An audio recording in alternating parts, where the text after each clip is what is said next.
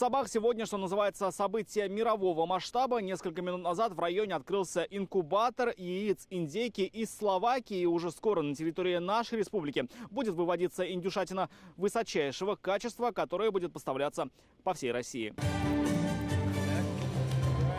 Инвестиции в производство составили $3 миллиарда.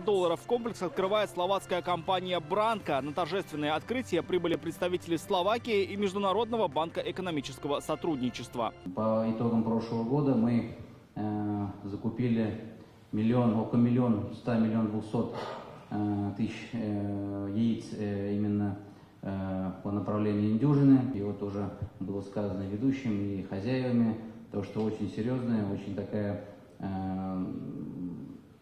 хорошая порода, которая, это уже было сказано, там, до 25 килограмм достигает веса и по всем показателям одна из лучших пород. Инвестиция, которую поддержал наш Международный банк, который является Словакия, как и Россия, членами этого договора, это как раз пример противодействия того, что в нынешнее время творится во всем мире.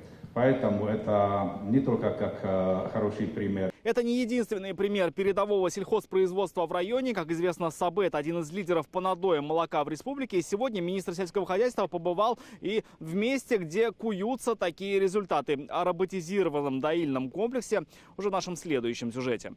Рамиль Шайдун, Вадим Ларионов, ТНВ, Сабинский район.